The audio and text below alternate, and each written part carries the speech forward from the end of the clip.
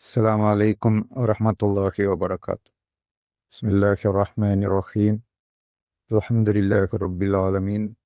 والصلاة والسلام على رسول الله وعلى آله وصحبه أجمعين. أما بعد. പ്രിയപ്പെട്ട സഹോദരി സഹോദരന്മാരെ, റൈറ്റ് സൊല്യൂഷൻ എന്ന ഇസ്ലാമിക് ചാനലിലെ പുതിയ ഒരു വീഡിയോയിലേക്ക് എല്ലാവർക്കും സ്വാഗതം. പരിശുദ്ധമാക്കപ്പെട്ട റമദാൻ മാസത്തിൻ്റെ പവിത്രമായ ദിനങ്ങളാണ് മുന്നിൽ കൂടി കടന്നു പോകുന്നത്. ഈ പരിശുദ്ധമാക്കപ്പെട്ട മാസത്തിൽ ആരാധനകളും വ്രതാനുഷ്ഠാനവും കൊണ്ട് നാം ധന്യമാക്കുന്ന ഈ വേളയിൽ നമ്മുടെ വിദ്യാർത്ഥികൾക്ക് പരീക്ഷ കാലം കൂടി ഈ റമദാൻ മാസത്തിൽ വന്നിരിക്കുകയാണ്. അല്ലാഹു നമ്മുടെ മക്കളെ നല്ല രീതിയിൽ പഠിക്കുവാനും പഠിച്ചത് ഓർമ്മയിൽ സൂക്ഷിക്കാനും നല്ല രീതിയിൽ പരീക്ഷകൾ എഴുതാനും നല്ല മാർക്കോടുകൂടി പരീക്ഷയിൽ പാസ്സാകാനും അല്ലാഹു സുബ്ഹാനഹു വ തആല നമ്മുടെ മക്കളെ അനുഗ്രഹിക്കുമാറാവട്ടെ. അപ്പോൾ നമ്മുടെ മക്കൾക്ക് പലർക്കുമുള്ള പ്രശ്നങ്ങൾ എന്താണെന്ന് വെച്ചാൽ, പഠിക്കാനൊക്കെ നല്ല രീതിയിൽ താല്പര്യമുണ്ടാകും, പക്ഷേ പഠിച്ചത് ഓർമ്മയിൽ നിൽക്കാറില്ല. പലർക്ക് പഠിക്കാൻ മനസ്സുണ്ടാകുന്നില്ല, പഠിച്ചത് മറന്നു പോകുന്ന അവസ്ഥ. അങ്ങനെ പലവിധ ബുദ്ധിമുട്ടുകൾ കൊണ്ട് നമ്മുടെ മക്കൾ പരീക്ഷയെ ഭയപ്പെടുന്ന ഒരവസരമാണ് പലർക്കും ഇപ്പോൾ ഉള്ളത്. അതുകൊണ്ട് തന്നെ അവർക്ക് വേണ്ടിയുള്ള ഒരു ചെറിയ ഇസ്ലാമികപരമായിട്ടുള്ള ഒരു ടിപ്സാണ് ഈ വീഡിയോയിലൂടെ ഞാൻ പങ്കുവെക്കുന്നത്.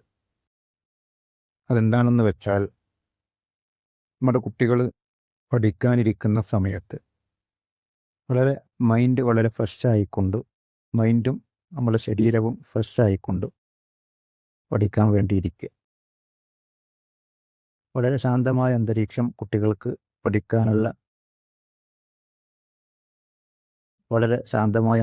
അവർക്ക് വേണ്ടി പഠിക്കാൻ വേണ്ടിയിട്ട് നമ്മൾ ഒരുക്കി കൊടുക്കണം.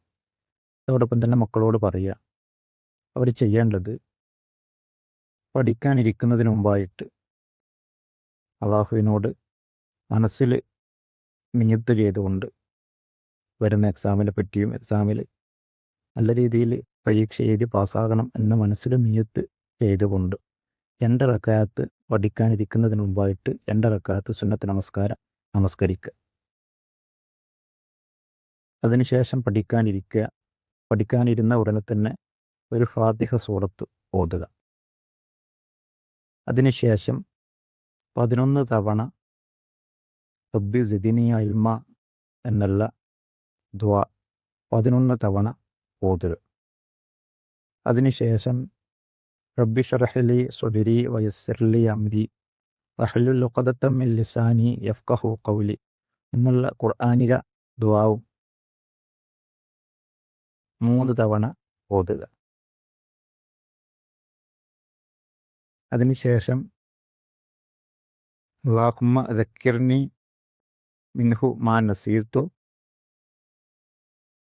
വഅല്ലിംനി മിൻഹു മാ ജഹിൽതു എന്നുള്ള ദുആ 7 തവണ ഓതുക.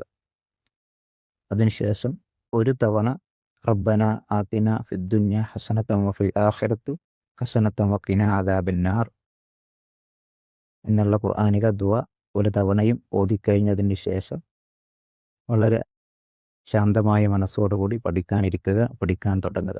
ഇൻഷാ അല്ലാഹ് അല്ലാഹു എല്ലാം നല്ല രീതിയിൽ പഠിക്കാനും പഠിച്ചത് ഓർമ്മയിൽ സൂക്ഷിക്കാനുമുള്ള ഒരു കഴിവ് അല്ലാഹു നമുക്ക് പ്രദാനം ചെയ്യും. ഇൻഷാ അല്ലാഹ് പഠിച്ചു കഴിഞ്ഞതിന് ശേഷം 1 തവണ റസൂലുള്ളാഹിയുടെ പേരിൽ നമ്മൾ സാധാരണ നമസ്കാരത്തിൽ ചെല്ലുന്ന ഇബ്രാഹിമിയ സ്വലാത്ത്, അല്ലാഹുമ്മ സ്വല്ലി അലാ മുഹമ്മദ് അല അല മുഹമ്മദ് എന്ന് തുടങ്ങുന്ന ഇബ്രാഹിമിയ സ്വലാത്ത് 1 തവണ ഓതിയിട്ട് അവസാനിപ്പിക്കുക.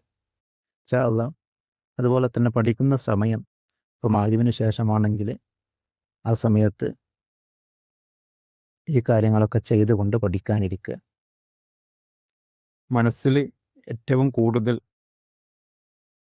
പഠിച്ചത് മനസ്സിൽ നിൽക്കുന്ന സമയം എന്നുള്ളത് സുബ്ഹിൻ്റെ സമയമാണ്. വളരെ ഫ്രഷായിട്ടുള്ള മൈൻഡായിരിക്കും, മനസ്സായിരിക്കും ആ സമയത്തുണ്ടാകുക. സുബ്ഹ് നമസ്കരിച്ച് പഠിക്കാനിരിക്കുക. ആ സമയത്ത് അല്ലാഹു സുബ്ഹാനഹു വ തആല നിങ്ങൾ പഠിച്ചതൊക്കെ മനസ്സിൽ വളരെ നല്ല രീതിയിൽ പതിയാനും നിങ്ങൾക്ക് ഓർമ്മിച്ച് വെക്കാനും അല്ലാഹു തൗഫീഖ് ചെയ്യുന്നതായിരിക്കും. ഈ പറഞ്ഞ ദുആകളൊക്കെ സ്ക്രീനിൽ കൊടുത്തിട്ടുണ്ട്. അതുപോലെ തന്നെ ഡിസ്ക്രിപ്ഷനിലും കൊടുത്തിട്ടുണ്ട്. ഇൻഷാ അല്ലാഹ് നിങ്ങൾക്ക് അത് നോക്കി പഠിച്ചിട്ട് ഓതാൻ പറ്റുന്നതാണ്. അത് നോക്കി ഓതാവുന്നതുമാണ്. ഈ പറഞ്ഞ ദുആകൾ ഞാൻ പറഞ്ഞ രീതിയിൽ ചെയ്തുകൊണ്ട് ഓതിക്കൊണ്ട് ഇൻഷാ അല്ലാഹ് നിങ്ങൾ പ്രാവർത്തികമാക്കുക. അതുപോലെ തന്നെ എക്സാമിന് വേണ്ടിയിട്ട് പരീക്ഷാ ഹാളിൽ കയറുന്നതിന് മുമ്പായിട്ടും ഈ പറഞ്ഞ എല്ലാ ദുആകളും ഒരു തവണ വെച്ചിട്ട് ഓതുക.